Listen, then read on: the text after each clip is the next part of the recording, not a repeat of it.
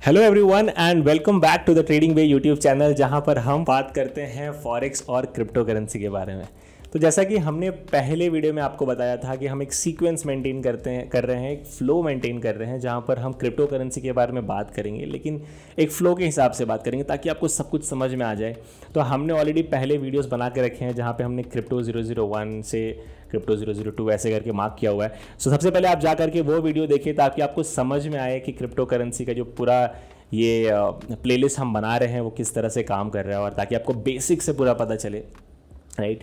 तो आज जो टॉपिक पे हम बात करने वाले हैं वो है ब्लॉकचेन, राइट। और ब्लॉकचेन ही एक ऐसा टेक्नोलॉजी है जिसके ऊपर क्रिप्टो करेंसी और पूरा बिटकॉइन बना हुआ है। तो आपको ये समझना बहुत ही ज़रूरी है कि क्यों इतना ज़्यादा सिक्योर है बिटकॉइन, या फिर क्यों इतना ज़्यादा अच्छा है, या फिर क्यों इतना हाइप हो रहा है क्रिप्टो करेंसी और बिटकॉइन के ऊपर, राइट।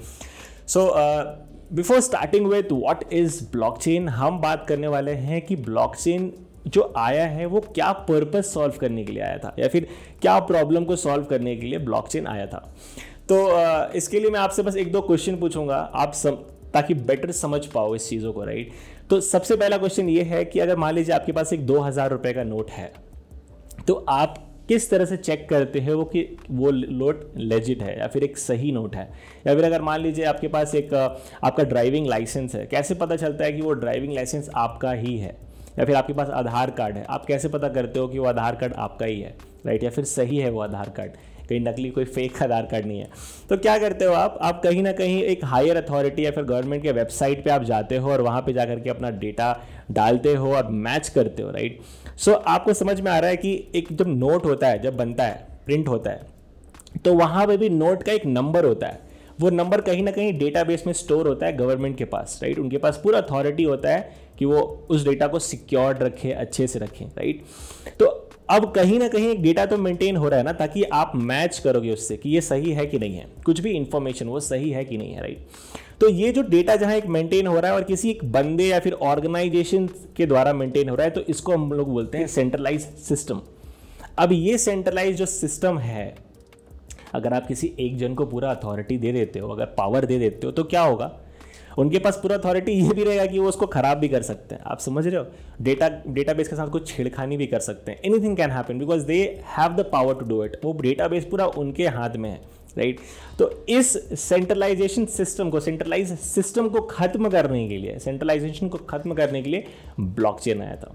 और ब्लॉकचेन जब आने के बाद बेसिकली क्या हुआ, ये सेंट्रलाइज सिस्टम से वो डिसेंट्रलाइज की तरफ चल रहा है, उसको डिसेंट्रलाइज बना रहा है चीज़ों को, ताकि ये जो इंफॉर्मेशन है किसी एक अथॉरिटी के हाथ में ना हो, ये सारे लोगों के हाथ में हो और सारे लोग उसको पब्लिकली देख सकें। So this is the reason behind why blockchain came into existence.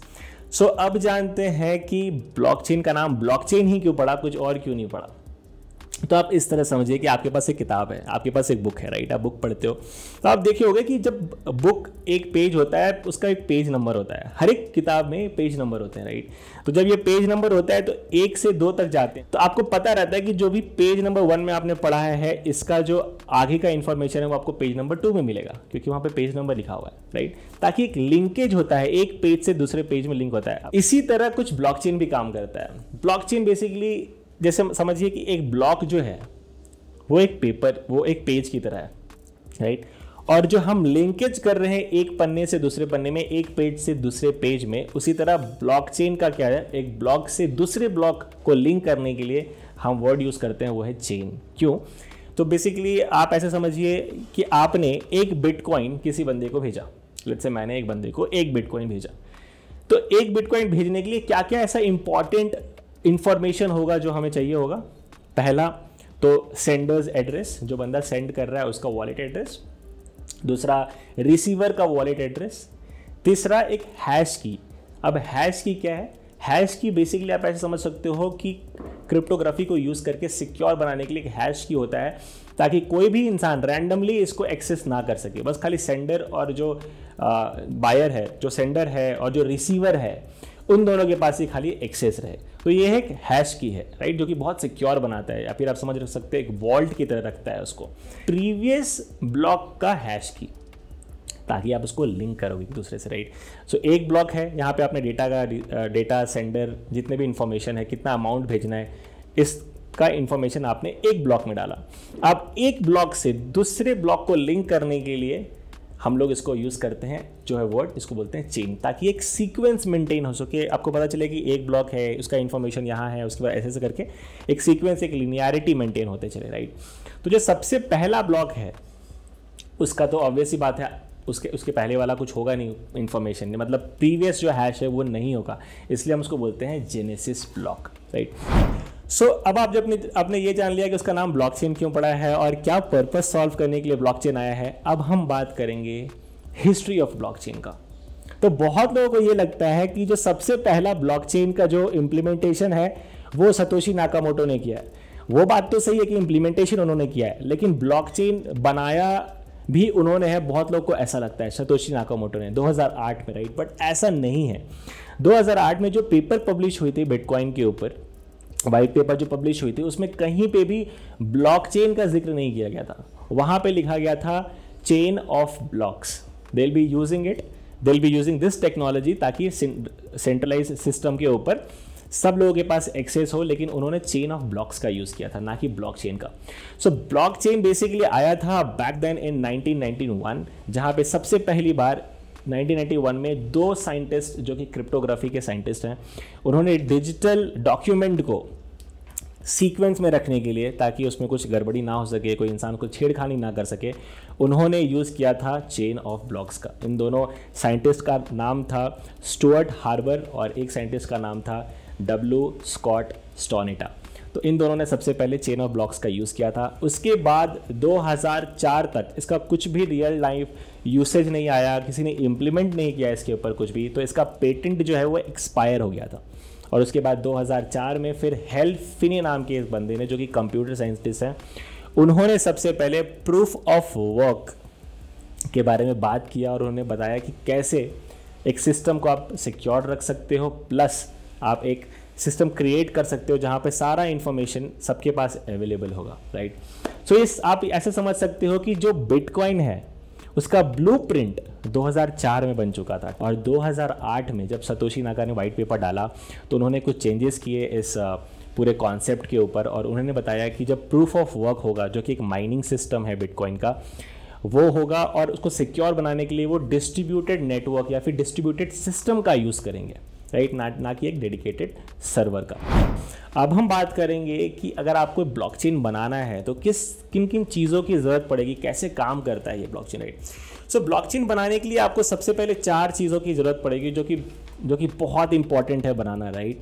तो सबसे पहला जो चीज़ है वो है नेटवर्क, नंबर ऑफ नेटवर्क, या फिर नंबर ऑफ नोड्स बोल सकते हो, या फिर नंबर ऑफ कंप्यूटर सिस्टम बोल सकते हो। इसका मतलब क्या है कि जब हम बात करते हैं सिक्योरिटी के बारे में, तो ब्लॉकचेन क्यों सिक्योर है। ब्लॉकचेन सबसे पहले क्या करता है कि एक नेटवर्क क्रिएट करता है बहुत बड़ा सा, जहां पर सारे लोगों को अथॉरिटी होता है कि वो लोग इस नेटवर्क में आके जुड़ सके। कोई भी इंसान किसी भी देश से, किसी भी जगह से, इरिस्पेक्टिव ऑफ एनीथिंग, कोई भी क्राइटेरिया नहीं होता है, आप यहाँ पर आ सकते हो और इस नेटवर्क में जुड़ सकते हो। तो ये सबसे पहले आपको चाहिए नंबर ऑफ नेटवर्क्स, मतलब नंबर ऑफ नोड्स, एक नेटवर्क बनाना जरूरी है, राइट। दूसरे चीज में जो हम लोग बात करते हैं वो है क्रिप्टोग्राफी के बारे में। तो क्रिप्टोग्राफी का कॉन्सेप्ट क्या होना चाहिए, क्यों, क्योंकि जब आप एक नेटवर्क बना रहे हो, जब इंफॉर्मेशन डालते हो, जब आपने बोला कि आपने सबके लिए ओपन किया हुआ है यहाँ पे, इसका मतलब कुछ अच्छे लोग भी आएंगे और ख़राब लोग भी आएंगे, राइट। ख़राब लोग आएंगे तो क्या करेंगे, वो इन्फॉर्मेशन को ख़राब करेंगे या फिर चोरी करने की कोशिश करेंगे, उसको हैम्पर करने की कोशिश करेंगे। तो इस चीज़ से बचाने के लिए हम क्रिप्टोग्राफी का यूज़ करेंगे, जो कि इसको प्रोसेस को बहुत सिक्योर बना देगा, जो मैसेज को बहुत ही ज़्यादा सिक्योर बना देगा। तो क्रिप्टोग्राफी का आप पहले यूज़ करोगे मैसेज को सिक्योर बनाने के लिए। थर्ड नंबर जो है वो है कॉन्सेंस एल्गोरिदम। अब कॉन्सेंस एल्गोरिदम क्या होता है, देखिए, अगर आप एक नेटवर्क क्रिएट कर रहे हो जहाँ पे आप अथॉरिटी दे रहे हो सारे लोगों को आने के लिए, तो सबका जो माइंड, जो स्टेट ऑफ माइंड है वो अलग होगा, राइट। कोई इंसान बोलेगा यार कि मैं कुछ काम कर रहा हूँ, मेरे को 5 बिटकॉइन चाहिए। कोई इंसान बोलेगा यार मैं भी तो काम कर रहा हूँ, मुझे 10 बिटकॉइन चाहिए, मैं अमेरिका से हूँ इसलिए मेरे को ज़्यादा पैसे चाहिए, ज़्यादा बिटकॉइन चाहिए। हो सकता है प्रोबेबिलिटी, राइट। तो इस चीज़ को रोकने के लिए हम एक एल्गोरिदम बनाते हैं, हम एक प्रोटोकॉल बनाते हैं, या फिर हम एक रूल्स बनाते हैं कि भाई एक एग्रीमेंट है, इस एग्रीमेंट में ही सारे जो भी लोग हैं इस नेटवर्क में, नोड में, सारे लोगों को यही एल्गोरिदम यूज करना है, यही एग्रीमेंट पहले आप यूज़ करोगे और इसी एग्रीमेंट के ऊपर सारा कुछ काम होगा। तो ये बहुत ज़्यादा इंपॉर्टेंट है। जो चौथा चीज़ है वो है पनिशमेंट एंड रिवॉर्ड। देखिए, जब आप एक नेटवर्क क्रिएट करते हो, जब लोग उसमें आते हैं तो कहीं ना कहीं उनको बेनिफिट होगा, तब तो वो कुछ काम करेंगे। आपने क्या किया, आपने बेसिकली जैसे बैंकिंग सिस्टम में लोग वहाँ पे जॉब करते हैं आके, तो उनको सैलरी मिलती है, राइट। जॉब करते हैं, वो डेटाबेस आपका मेंटेन करते हैं बैंक में, आपने कितने ट्रांजेक्शन किए, आपने कितने पैसे किसको ट्रांसफ़र किए। तो इसी तरह यहाँ पर भी एक नेटवर्क क्रिएट होकर के यहाँ पे डेटाबेस ही मेंटेन होता है।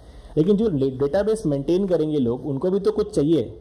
तो आप क्या करोगे, अगर कोई इंसान डेटाबेस मेंटेन कर रहा है आपके लिए, तो आप उनको कुछ रिवॉर्ड दोगे, राइट। आप कुछ पैसे दोगे, आप कुछ उनको हेल्प करोगे, रिवॉर्ड दोगे, तभी तो वो काम करेंगे।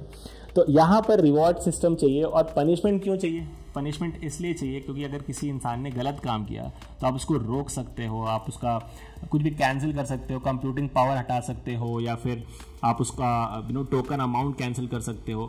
तो इन सब चीज़ों के लिए आपको रिवॉर्ड और पनिशमेंट की ज़रूरत पड़ेगी। मैंने बताया था आपको 4 चीज़ जो मोस्ट इंपॉर्टेंट थिंग है जो चाहिए होता है ब्लॉकचेन को बनाने के लिए।